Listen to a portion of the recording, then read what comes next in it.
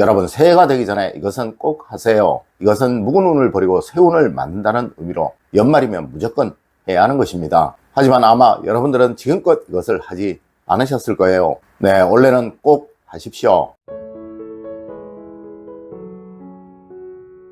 여러분 안녕하세요, 이정민입니다. 여러분, 송구영신이라는 말은 묵은 것을 보내고 새 것을 만든다는 의미를 가진 말이며, 이 말은 항상 연말이면 사용이 되는 말인 거예요. 맞습니다. 우리 동양에서는 묵은 것을 정리하는 것을 너무나도 중요하게 생각을 한다는 것이죠. 그리고 특히 이제 알려드리는 것들은 연말이면 무조건 해야 하는 것이지만, 사실 지금껏 이것을 하셨던 분들은 거의 없으실 거예요. 여러분, 하여 지금껏 좋은 운이 여러분의 집안으로 들어오지 못하였던 것입니다. 네, 원래는 꼭 이것을 해보세요. 분명 내년 여러분의 가정에는 행복과 즐거움만 가득 들어오게 될 것입니다. 첫 번째로, 여러분, 헌수건은 꼭 교체를 하십시오. 여러분, 매년 연말이 되면 무조건 해야 하는 것이 헌수건, 버려야 할 수건을 정리하는 것입니다. 이 수건은 여러분의 번영과 직결되는 것으로 어느 집이든 수건만 보아도 그 집의 부의 정도가 측정될 수 있을 만큼 너무나도 중요한 거예요. 네, 헤어진 수건을 내년으로 넘기는 일 절대로 없도록 하십시오. 어제 제게 수건을 교체하려고 하는데 어떤 색이 좋을까요? 라고 질문을 하셨던 분이 있으시던데요.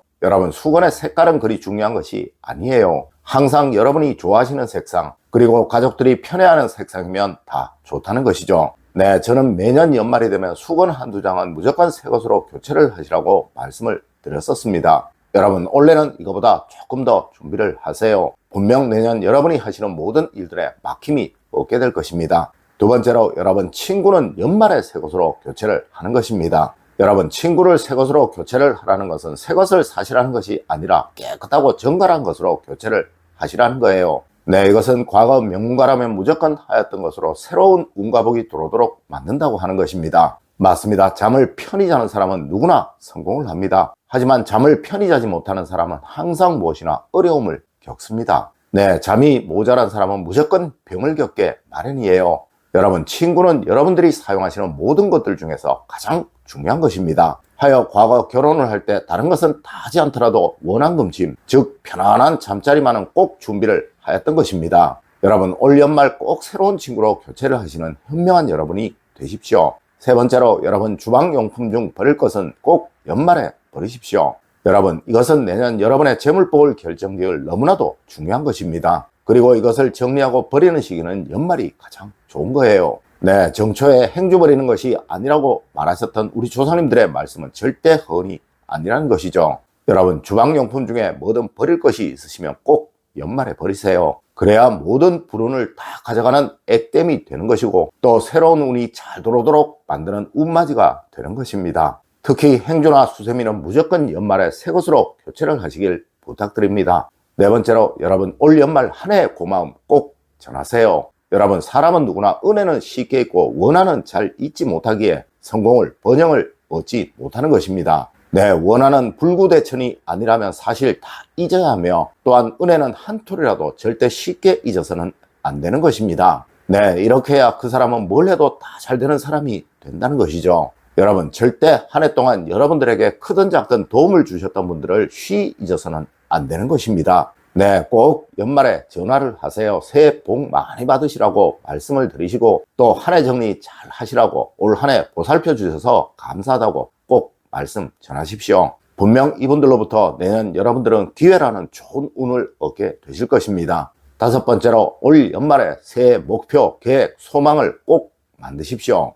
여러분, 운은 간절함에서 온다고 하였습니다. 물론 이 간절함은 마음속으로 끊임없이 새기고 원하고 갈구하는 거예요. 하지만 이거보다 더 좋은 것이 사실 눈에 보이는 곳에 적어 두는 것입니다. 네, 이렇게 하면 무조건 그 반은 이루게 된다는 것이죠. 여러분, 새해 원하시는 소망 꼭 종이에 적어 책상 위에 붙여두세요. 그리고 새해 계획 꼭 세우세요. 네, 그래야 운도 복도 쉬 들어오게 됩니다. 여섯 번째로, 여러분, 올 한 해 반성 꼭 하세요. 여러분, 성공하는 사람, 번영하는 사람의 단 하나의 수단은 무조건 반성입니다. 네, 반성을 하지 않는 사람, 그리고 이 반성을 자신의 삶에 적용을 시키지 않는 사람은 절대 남들보다 뛰어난 삶을 살 수가 없다는 것이죠. 물론 올 한 해 여러분들 모두 최선을 다하셨을 것입니다. 하지만 모자란 점, 아쉬웠던 점 분명 있을 거예요. 네, 이것을 종이에 한번 적어 보십시오. 여러분, 그냥 마음속으로 생각하고 그냥 대충 넘어가 버리면 그것은 절대 반성이 아니에요. 네, 또 똑같은 여러분이 되실 수밖에 없다는 것이죠. 여러분, 저는 매달 매년 월말이나 연말이 되면 가족들과 같이 이번 한 달 또 이번 한 해에 가장 잘못한 것 세 가지만 적고 말하기를 하여 왔습니다. 네, 이것이 자녀들에게도 저에게도 정말 큰 정말 많은 변화들을 만들어 주었어요. 여러분도 한번 해보세요. 분명 크게 달라지는 여러분 스스로를 발견하시게 될 것입니다. 7번째로 여러분, 집안 대청소 연말에 꼭 하십시오. 여러분, 과거이든 현재이든 연말이 되면 무조건 해야 한다고 하는 것이 바로 집안 대청소입니다. 네, 묵은 것을 다 청소하고 쓸어버리시는 것, 이거보다 새로운 운을 맞이하는데 더 좋은 것은 없다는 것이죠. 물론 이것은 정초에 하는 것이 아니라 꼭 연말에 하는 거예요. 네, 정초에는 절대 빗자루질을 하는 것이 아니라는 것이죠. 특히 올해는 창문 주변 청소, 현관문 주변 청소 꼭